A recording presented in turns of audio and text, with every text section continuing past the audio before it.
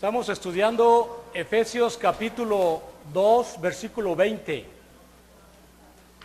Acuérdense que estamos tratando de estudiar todo este libro de Efesios capítulo 2, estamos en el versículo 20. Vamos a leerlo para familiarizarnos con la escritura. Efesios capítulo 2 y vamos a ir al versículo 20.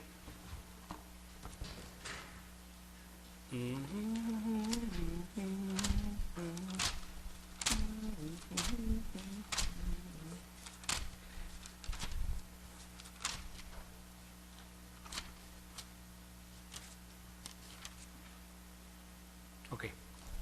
Bueno, vamos a leerlo. Dice: edificados sobre el fundamento de los apóstoles y profetas, siendo la principal piedra del ángulo Jesucristo mismo. Bueno, en este versículo, ¿verdad? Estamos tratando de comprender, vamos a llamarle así, el edificio o el cuerpo, el reino, la iglesia, tabernáculo, familia, todo es lo mismo. Todo es lo mismo.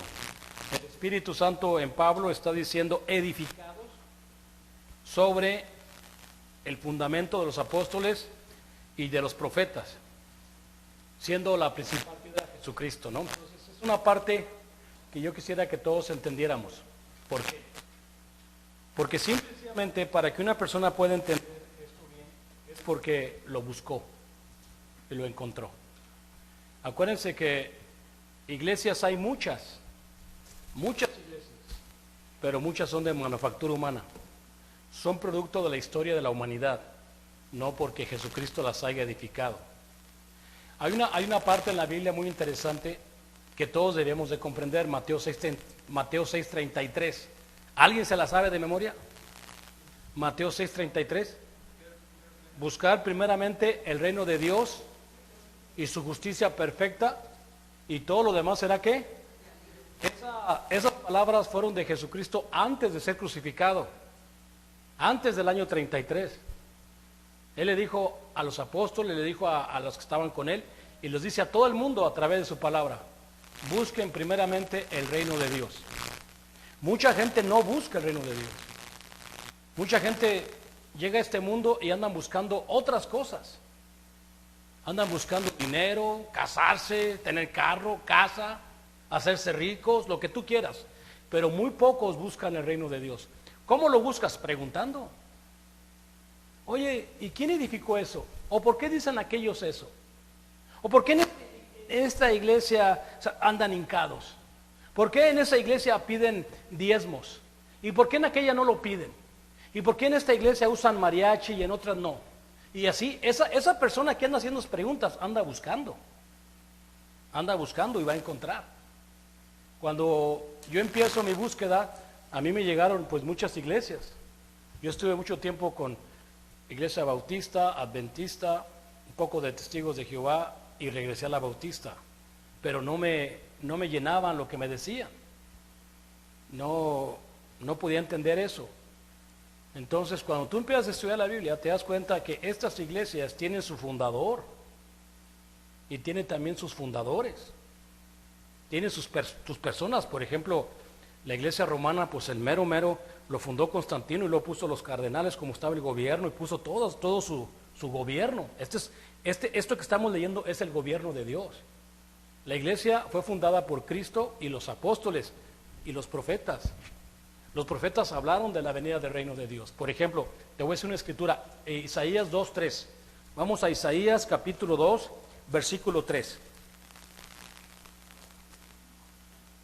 Isaías 2:3.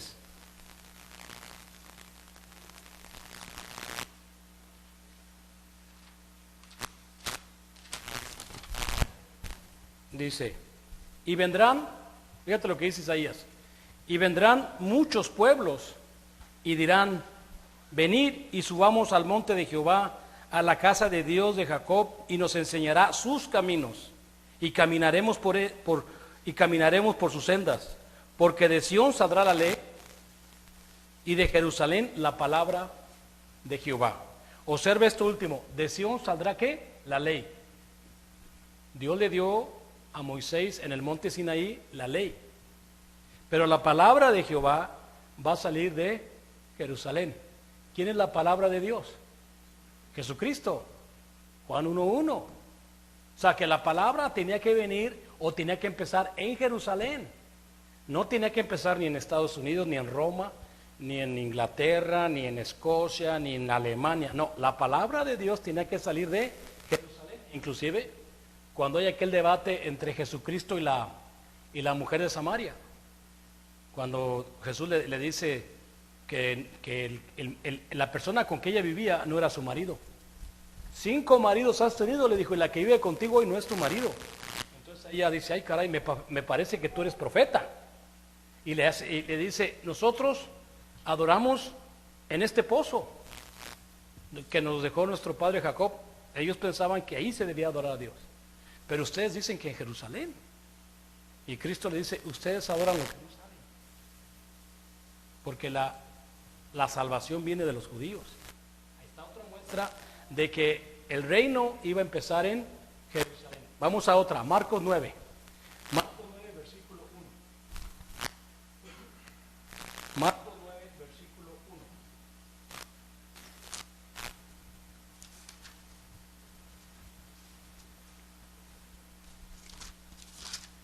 Yo así les digo, Marcos 9, versículo 1. Dice, también les dijo, de cierto os digo que hay algunos de los que están aquí que no gustarán la muerte hasta que hayan visto venido el reino de Dios con poder. De lo que está diciendo aquí Cristo, está diciendo, hay algunos de los que están ahorita conmigo, ¿verdad?, que no desearán la muerte. A decir, ay, ¿de qué están hablando? Dice, hay algunos que están conmigo que no desearán la muerte hasta que vean el reino venido, ¿qué?, con poder. Todo un ejemplo. Supuestamente voy a hablar de los testigos. Su religión se establece en el año 1914 en Brooklyn, Nueva York. El reino de Jehová, dicen. Creo que se llama el reino de Jehová. No sé, es como algo de reino. Porque yo entiendo que ellos piensan que el reino se estableció en 1914. Esto que dijo Jesús, Marcos 9, yo le voy a pensar que estuvo entre el año 32 al 33. Está diciendo Jesucristo que los que están con Él van a gustar la muerte, van a desear morir cuando vean el reino venido con poder. Entonces, si los testigos de Jehová dicen que el reino de Dios se estableció hasta acá, esta gente, si vamos a decir alguien que tiene 20 años ahí, pues tiene que vivir más de 1000 años para que se cumpla la profecía de los testigos de Jehová. No, el reino de Dios va a establecer en el periodo de los apóstoles y vino con mucho poder que yo no lo puedo explicar.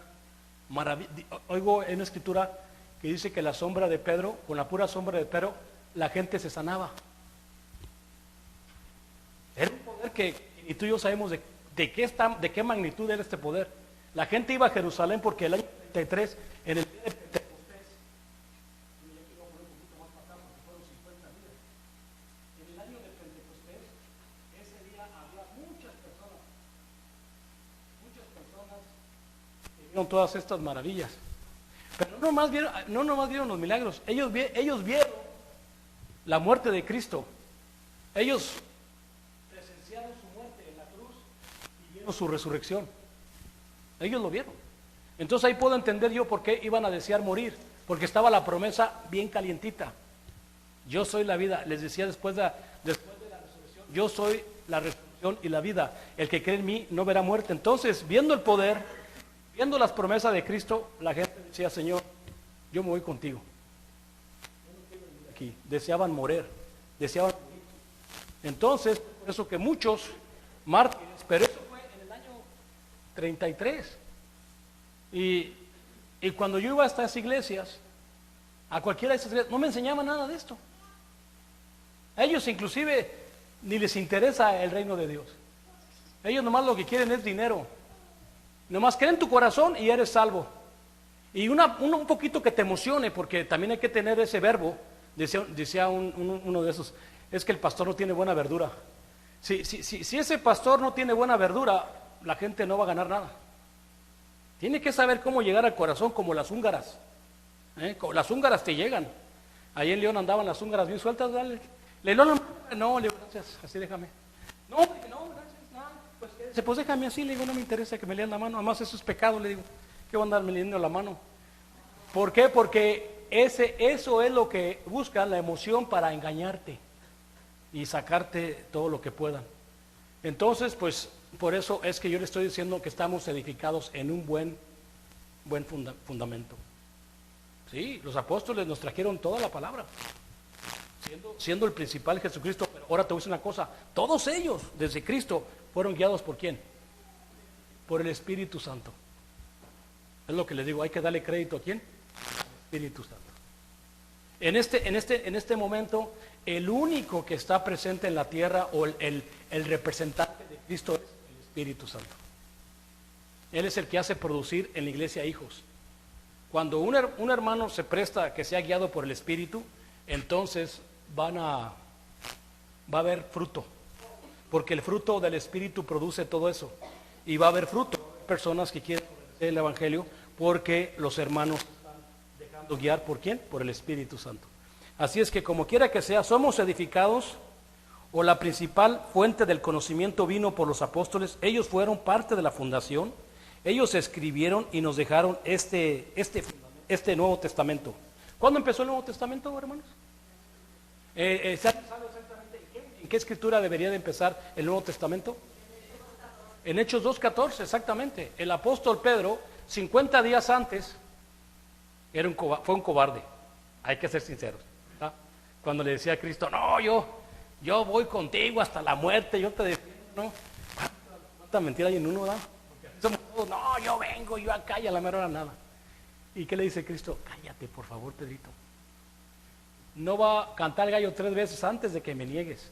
Pero Pedro, después de 50 días, está enfrente de una multitud de judíos en el día de Pentecostés. ¿Qué diferencia había este hombre a aquel?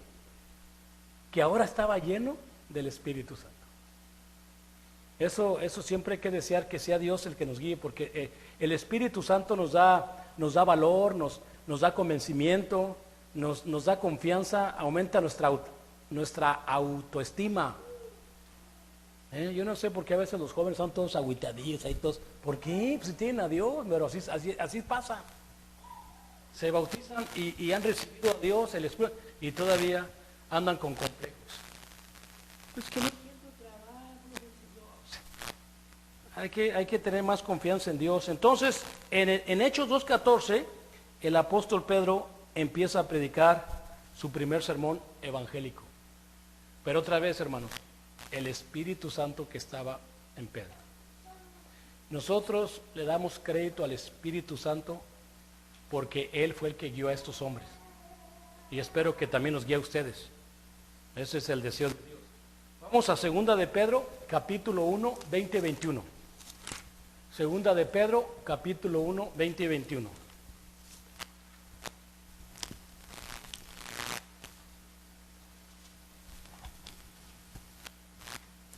Segunda de Pedro, capítulo 1, 20 y 21.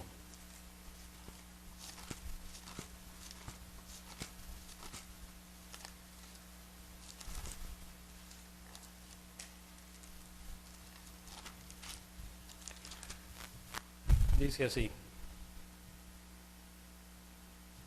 Segunda de Pedro, capítulo 1, 20 y 21.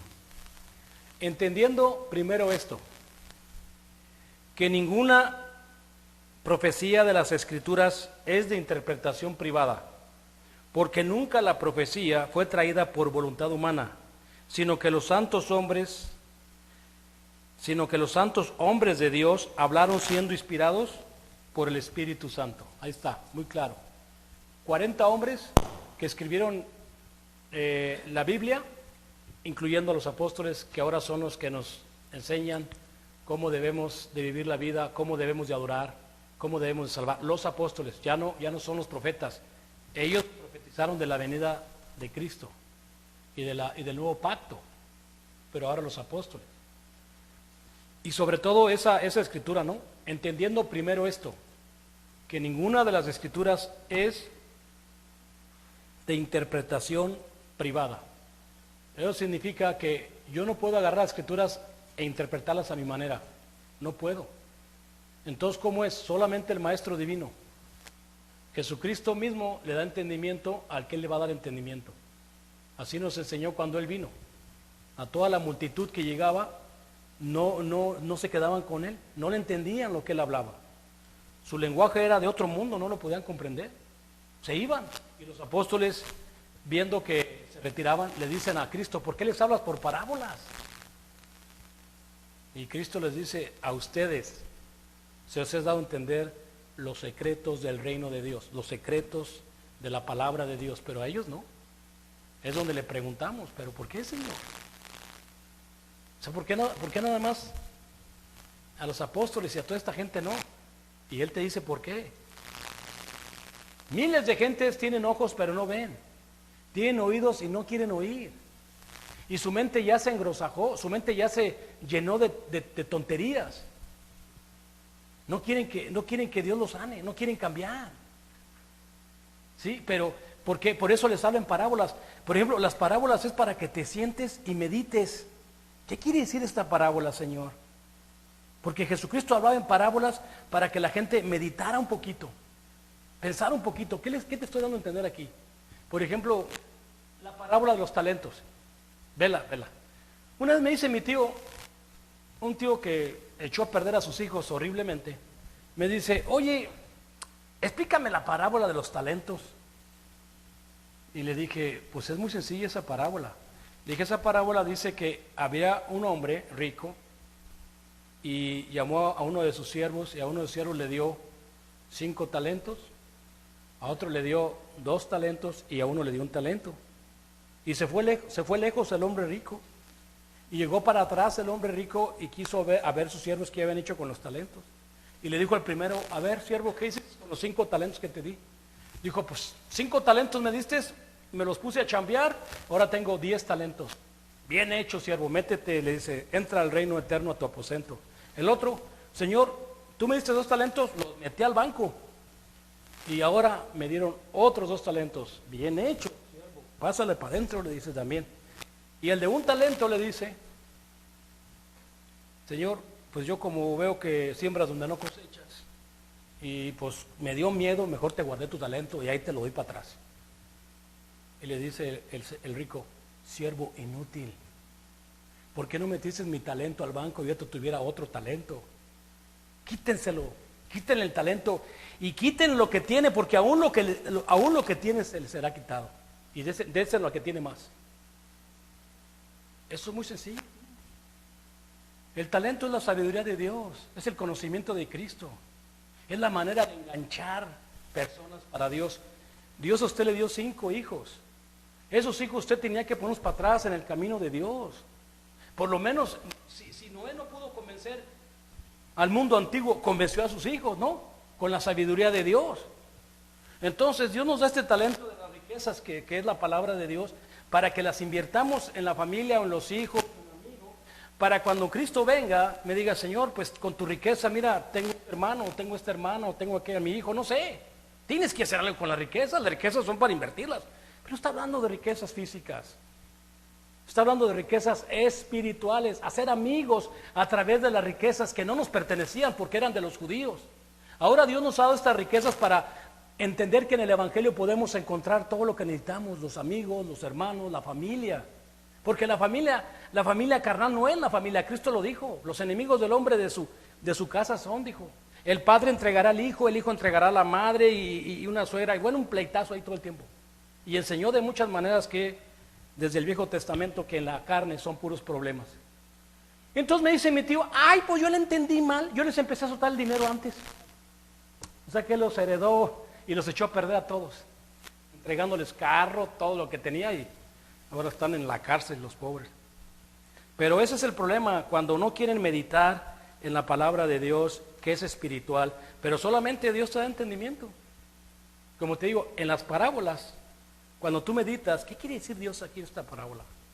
¿Qué me está enseñando el Señor en esta parábola? Pues uno medita en esa parábola, piensa espiritualmente y Él te va a ayudar, pero hay muchos que no quieren hacer el esfuerzo. ¿Qué es el Espíritu Santo? ¿Cómo fueron llenos de la palabra de Dios? Testigos de Cristo fueron los apóstoles y los primeros miembros del edificio espiritual, casa espiritual, los apóstoles. A ellos se les da el nombre de fundadores, pero la principal roca siempre va a ser Jesucristo. Cristo es el fundador. Primera de Corintios 3:11, ¿qué dice? ¿Alguien sabe de memoria qué dice Primera de Corintios 3:11? Porque nadie puede poner otro fundamento, el cual ya está puesto, el cual es Jesucristo. Nadie puede poner otro fundamento, pero sí lo han hecho. Han quebrado la palabra de Dios, pero Cristo ya nos había dicho, antes de que yo venga, se levantarán muchos falsos maestros y muchos Cristos. Dice que si es posible, también a muchos va a engañar. Vamos a ver quién es la roca, porque también hay un problema. Hay gente que dice que la roca es Pedro. No, la roca es Cristo. Primera de Corintios 10:4, ¿qué dice ahí, hermano? Primera de Corintios 10:4.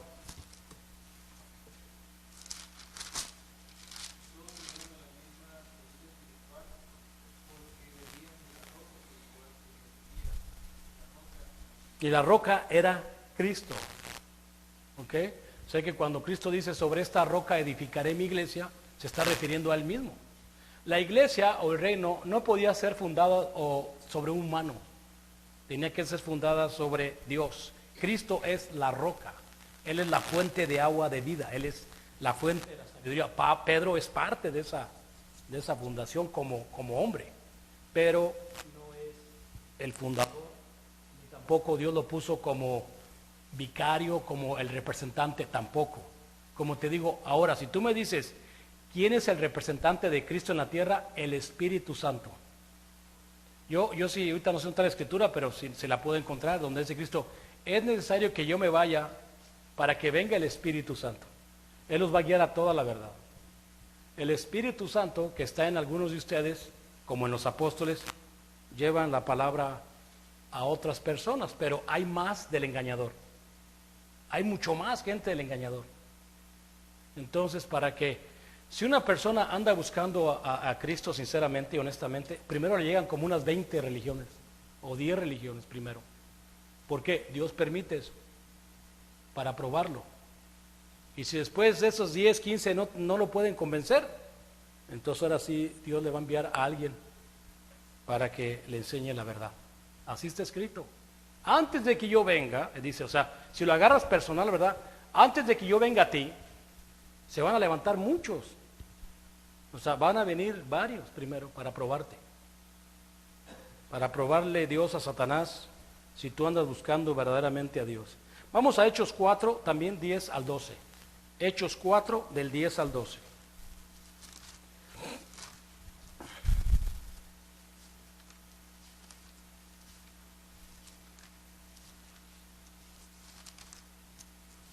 Aquí está hablando Pedro. En Hechos capítulo 4, versículos del 10 al 12. Sea notorio a todos vosotros y a todo el pueblo de Israel, que en el nombre de Jesucristo de Nazaret, a quien vosotros crucificáis, a quien Dios resucitó de los muertos, por él este hombre está en vuestra presencia sano.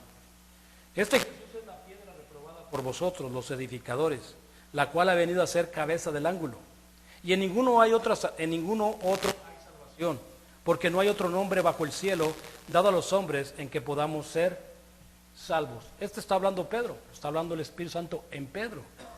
Ahí está diciendo claramente que es la piedra o es la roca reprobada por los edificadores, por los inteligentes, por los que tenían los títulos. También vamos a Primera de Pedro, capítulo 2, del 4 en adelante. Primera de Pedro 2, 4. Estoy nomás explicando que mismo Pedro habla de la roca. Primera de Pedro, capítulo 2.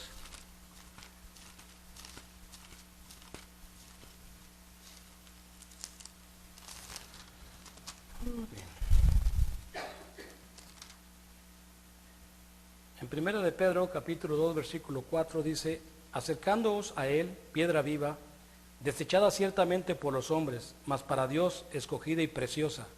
Vosotros también, como piedras vivas, ser edificados como una casa espiritual y sacerdocio santo, para ofrecer sacrificios espirituales aceptables a Dios por medio de Jesucristo.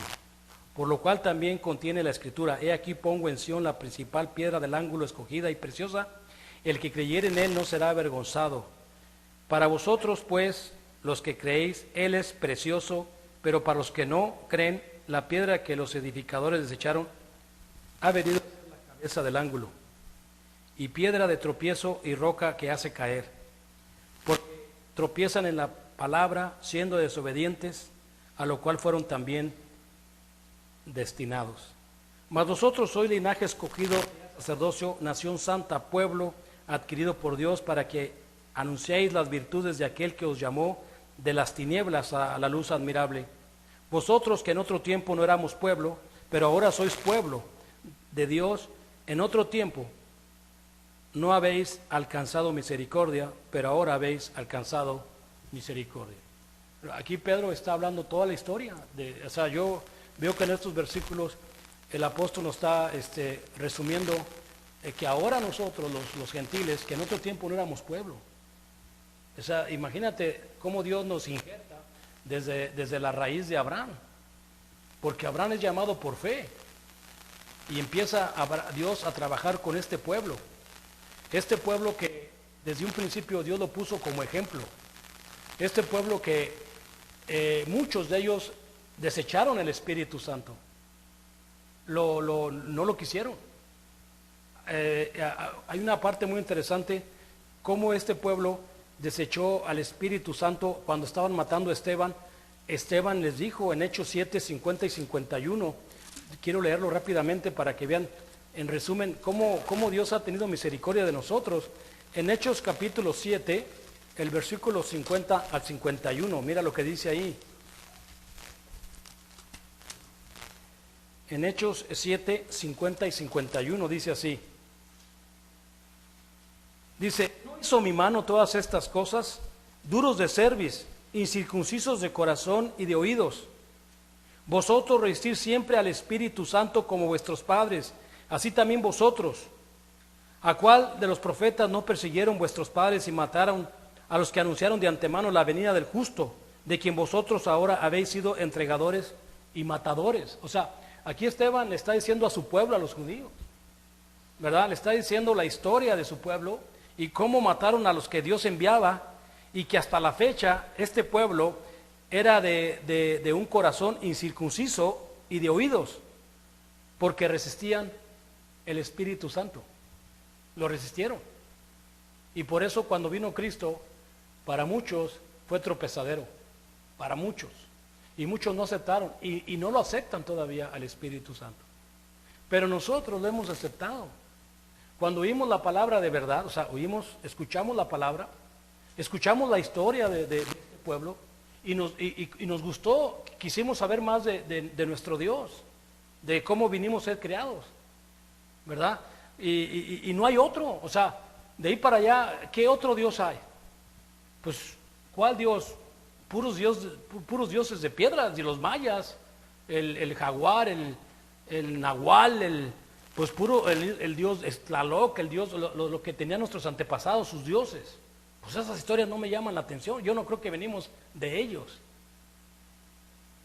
Pero empezamos a conocer la historia de Dios y cómo escogió a Abraham por fe, y cómo de ahí vinieron sus hijos, y cómo muchos no quisieron aceptarlo. Entonces ahora Pedro nos está diciendo que nos acerquemos a Cristo, piedra viva, palabra que nos ayuda, nos edifica a través de ese amor que nos ha enseñado, y que desechada ciertamente por los hombres, pero para Dios Jesucristo fue algo muy grandioso, dice, escogida y preciosa. Para Cristo para el Padre, el sacrificio de su Hijo fue algo grandísimo. ¿Pero por qué, hermanos? A ver si le hago esa pregunta a uno. ¿Por qué para Dios el sacrificio de Cristo fue algo grandísimo para Dios?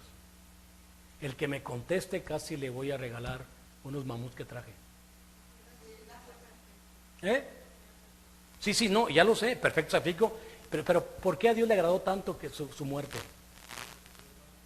¿Alguien más? Quiero oír una cosa. Sí, yo sé, pero alguien más. Porque por la muerte de Cristo entraron más al cielo. O sea, Cristo fue el primero que abrió el camino al cielo. Gracias a Cristo, o sea, Satanás tan ignorante pensaba que al morir Cristo ya nadie más, dijo que este se vaya nada más, pero que nadie más entre al cielo. Se vinieron los demás. Muere Esteban, el segundo, otro que entra al cielo. Porque inclusive cuando Esteban está hablando esto que le estaba diciendo, dice que lo apedrearon y que Cristo vio lo que estaban haciendo con su hermano. Y él lo vio sentado a la diestra y que dijo, Señor, no les tomes en cuenta este pecado. Y murió. Entonces, la muerte de Cristo, entraron más hijos al cielo. O sea, vino a enseñarnos el camino al cielo. Vino a decirles, ¿saben qué? Yo soy el camino, síganme, pueden entrar. Y donde yo voy va a haber muchas moradas. Pero ¿qué no sabía esto Satanás? ¿Que no entendía esto? Pues claro que no entendía. Pero por eso para Cristo, para Dios fue tan grande decir, ok, te vas a traer un montón, incluyéndote a ti, hermano. Incluyéndote a ti. O sea, te vas a traer ellos para atrás también. Él vino a ser el verdadero pescador, a sacarnos. Ahí está la escritura, hermano, Colosenses 1, 13 y 14. Nos ha librado del reino de la potestad de las tinieblas y nos ha trasladado al reino de su amado Hijo. Tenemos redención por sangre y perdón de pecados. Gracias a Dios por eso. Si no tuviéramos ese privilegio, aquí ya estuviéramos casi todos muertos. Ya creo que ya no hubiera gente aquí. ¿Por qué? Porque la sangre de Cristo constantemente está limpiándonos, pero con la idea de queremos crecer, queremos dejar de ofender a Dios. Es una carrera, es una batalla, sí. Y queremos dejar de ofender a ¿quién? A Dios. Esa es la meta, hermano. Practicar la santidad. Esa es la meta. Y tenemos que siempre estar, eso es lo que dice aquí en el versículo 5. Vosotros también como piedras vivas ser edificados como casa espiritual y sacerdocio santo para ofrecer sacrificios espirituales aceptables a Dios por medio de, díganme un sacrificio espiritual. Tenemos que pensar, ¿qué es un sacrificio espiritual, hermano? No sé. Hay varios, hay muchos. Cuando obedecemos la palabra de Dios, cualquiera que digas, ama a tu enemigo, estás haciendo un sacrificio espiritual. No pagues a nadie mal por mal, estás haciendo un sacrificio espiritual. Ama a tu enemigo, estás haciendo un sacrificio espiritual. Perdona si te ofendieron, estás haciendo un sacrificio espiritual. Venir a la iglesia a tiempo, estás haciendo un sacrificio. Tomar la cena, todo eso son sacrificios espirituales, que es amor puro. El sacrificio espiritual es el amor de Dios en nosotros. El cargar una milla, el si te piden el chaleco, pues les das también. ¿Cómo está? Si te piden el saco o al revés. Si te piden el saco, pues le das el chaleco. Todos son sacrificios espirituales. Que me inviten a comer, sacrificios espirituales. Y especialmente aquellos que le caigo gordo. Panchito, invítame a comer, hijo. Bueno, pues ahí está la cosa, ¿no? Entonces, los apóstoles llenos del Espíritu Santo, vamos a ver cuándo lo recibieron. Hechos 2, del 1 al 4. Hechos 2, del 1 al 4. Vamos a ver cuándo ellos lo reciben. En Hechos 2, capítulo 1, del 1 al 4.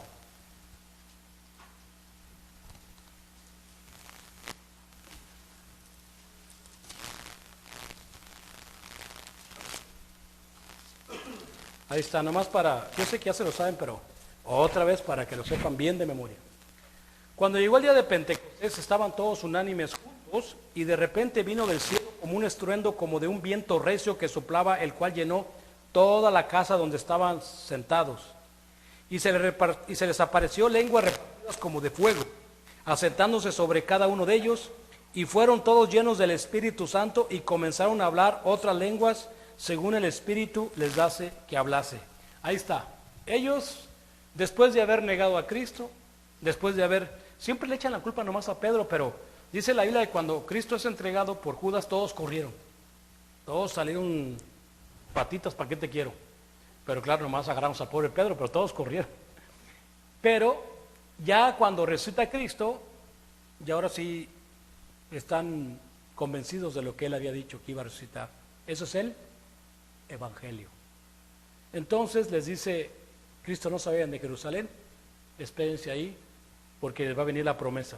Y estaban ellos ahí haciendo oración, Creo ahí también hicieron, cuando Judas muere, pusieron a otro apóstol, y ahí estaban ellos, esperando la promesa.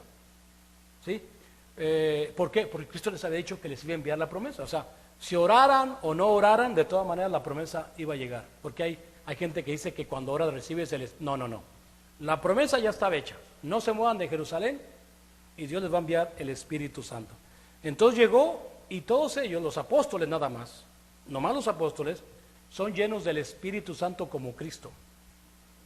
¿Okay? Ellos nada más son llenos del Espíritu Santo. Ellos, cuando la iglesia empieza, ellos podían repartir dones espirituales, o sea, con más poder. Le daban el don de lenguas, el don de interpretarlas, el don de revelar la palabra, el don de sanidad, y así los apóstoles, al poner la mano en ciertos hermanos, ellos podían tener dones, pero ellos los tenían todos. Ellos estaban llenos de este poder.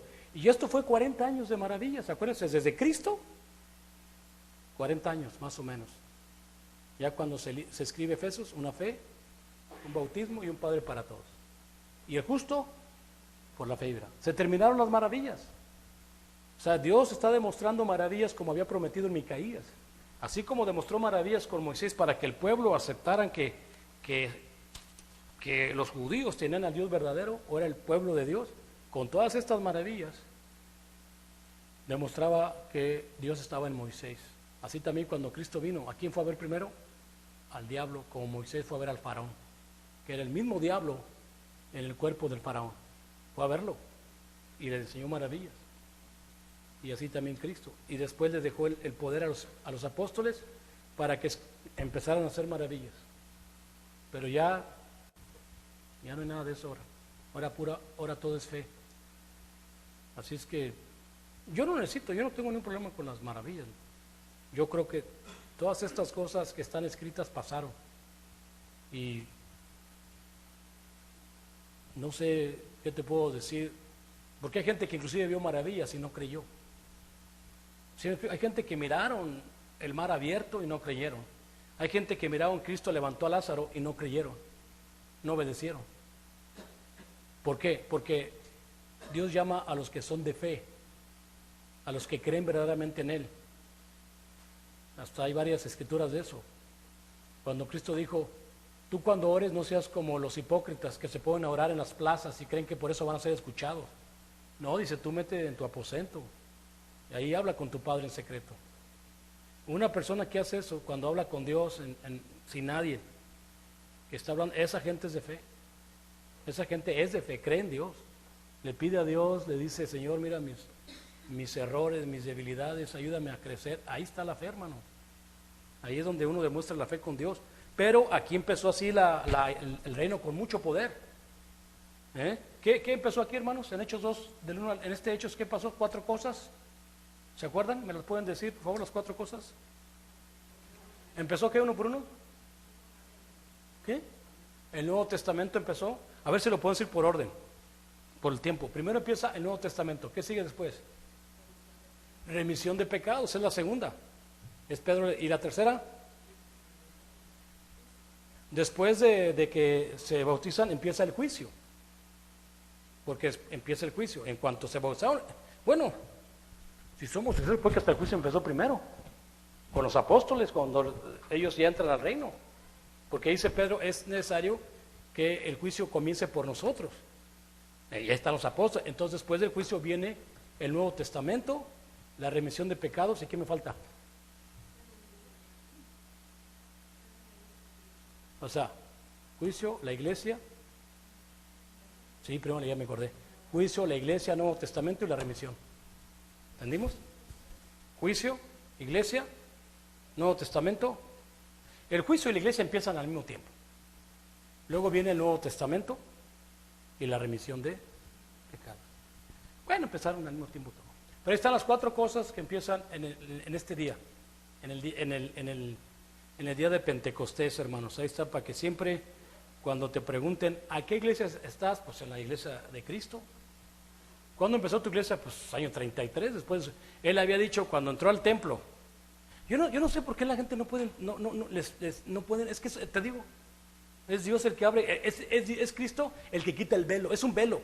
A ver, ¿por qué los judíos no lo aceptaron? Y no lo siguen aceptando, aunque sí, 3,000.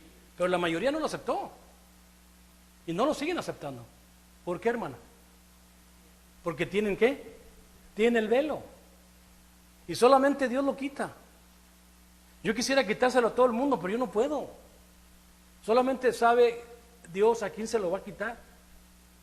Entonces, cuando Cristo entró al templo, el templo que Salomón levantó, le dijo, entra al templo y ve que en ese tiempo sí todavía Cristo estamos hablando de que todavía el templo era casa de Dios. Era un lugar sagrado.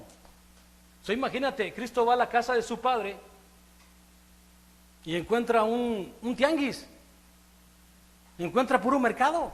Entonces le molesta, le da coraje, le da celos, se enoja lo que están haciendo en la casa de Dios, haciendo negocio. Y empieza a tumbar todo lo que encuentra. Y salen pues ahora sí que los que les cobraban impuestos, o me imagino que los sacerdotes, quiero poner mi puesto de palomitas aquí, pues son de $10. Cobraban a los que se ponían allí. Y le preguntan, ¿con qué autoridad tú haces esto? ¿Quién eres tú? Y él dice, destruyan este templo o túmbelo. En 3 días lo voy a levantar. ¿Qué estamos hablando, hermano? Te está diciendo, destruye este templo, háganlo, y de hecho se fue destruido.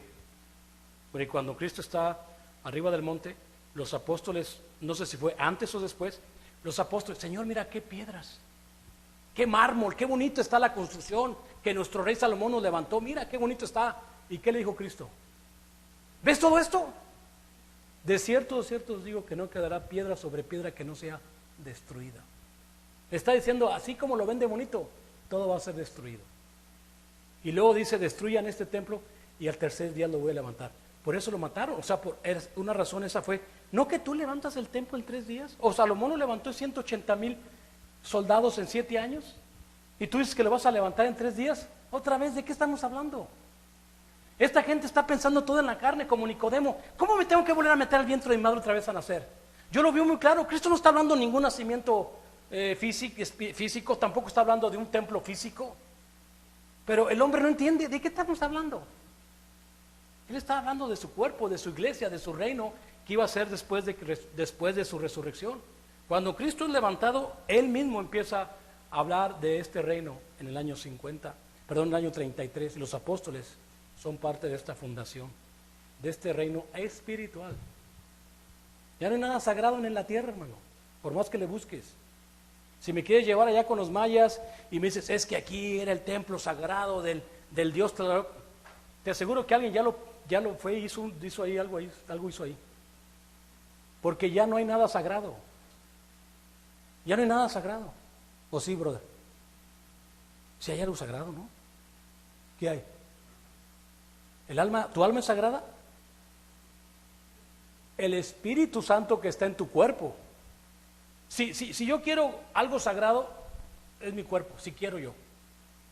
Porque dice la Biblia que mi cuerpo es el Espíritu, es el templo del Espíritu. Y te voy a decir una cosa, y es que cada vez que nosotros decimos, es que nosotros somos el templo del Espíritu, ok, tu área es sagrada, ok, tú eres sagrado. Pero ¿quién de nosotros no hemos ofendido a Dios? Cuando hacemos algo indebido, se hace un corto en el cuerpo. Te sientes mal, se siente muy mal desde que uno ofende a Dios, desde que uno ofende a otro. Cuando hacemos algo, te sientes incómodo, es que ando mal porque tu actitud anda mal. ¿Ve? No está la hermana, pero estaba pensando sí supieron que la hermana Miriam tuvo un accidente el domingo, ¿no? Pobrecita, la miré ayer un poquito espantada en el estudio. Y es que le digo, pues dele gracias a Dios, hermana, que no se la llevó. Yo digo, bueno, entonces Dios al que ama disciplina. Mire, si Dios no hubiera querido, no, si tú te sales de la iglesia ya nunca, y todo te va bien, no pasa nada. Yo digo, pues ni Dios te quiere ni nada, pues ya ni ya. Pero cuando tú andas allá haciendo mal o te sales, Dios te da unas llamadas de atención. Ay, no sé, a veces, ahí lo dice la Biblia, hermano. Dios al que ama disciplina. O sea, yo le digo, si a mí me pasa algo así, ay Señor, perdóname, o sea, no sé, qué estoy, analizo mi vida, qué está pasando, Señor, o sea, porque Dios nos puede llevar, hermanos, en un momento y puede ser algo que nosotros mismos estamos provocando, algo que no estamos poniendo atención. Pero así es Dios disciplina a sus hijos porque nos anhela celosamente, porque el Espíritu que Él ha hecho morar en nosotros, pues costó mucho trabajo para que llegara a tu vida, un plan celestial. Dice Pablo que desde antes de la fundación del mundo, Pablo mismo dice, a mí Dios me escogió desde que estaba en el vientre de mi madre. Y todos ustedes deberían de decir lo mismo, o sea, Dios me escogió a mí, o sea, yo sé que Dios me escogió, porque entiendo su palabra, la comprendo y pues ni modo, entre más tú lo aceptes, cada vez que te vengan broncas y broncas, pues vas a poder resistir o vas a poder seguir luchando contra este cuerpo, ¿no? Porque Dios te escogió. Así es que nos hablan de la roca, nos hablan de la fundación y sus maravillas que ellos vivieron. O sea, los apóstoles, después de la ascensión de Cristo, ellos empiezan a hablar todo lo que hizo Cristo. Ellos empiezan a escribir desde que nace y empiezan a enseñarnos cosas tan importantes. Vamos a Primera de Juan 1:1. Primera de Juan 1:1.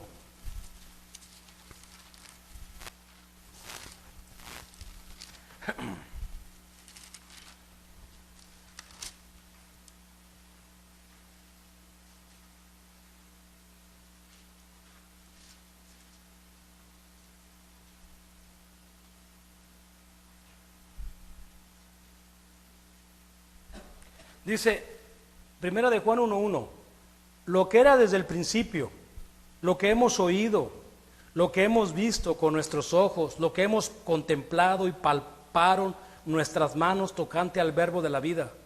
Porque la vida fue manifestada y lo hemos visto y testificamos y os anunciamos la vida eterna, la cual estaba con el Padre y se nos manifestó. Lo que hemos visto y oído, eso os anunciamos para que también vosotros tengáis comunión con nosotros y nuestra comunión verdadera es con el Padre y con su Hijo Jesucristo. Estas cosas os escribo para que vuestro gozo sea cumplido. Vemos lo que dice aquí el apóstol, ¿no? Lo que era desde el principio, o sea, que Dios, el Verbo, lo hemos oído, nosotros, dice, lo oímos y lo hemos visto. Juan está testificando y lo hemos visto con nuestros ojos, lo hemos contemplado y lo palparon nuestras manos.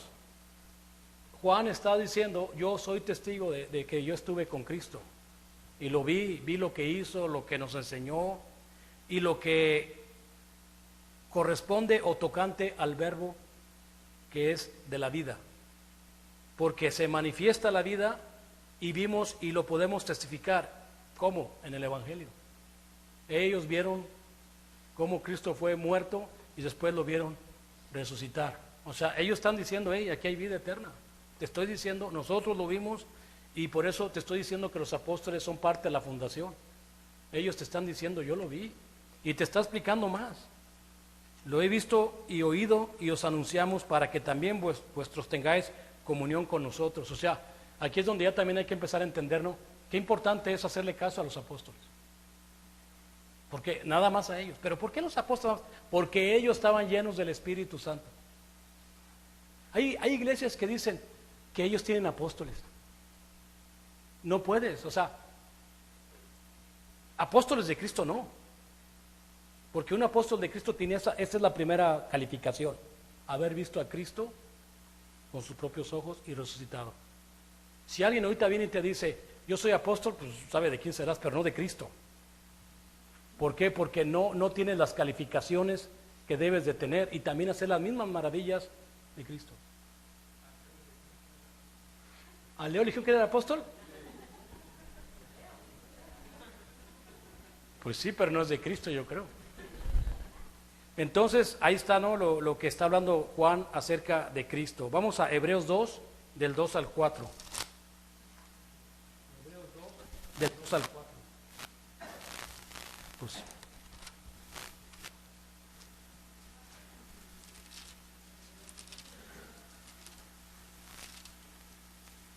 Hebreos 2, del 2 al 4.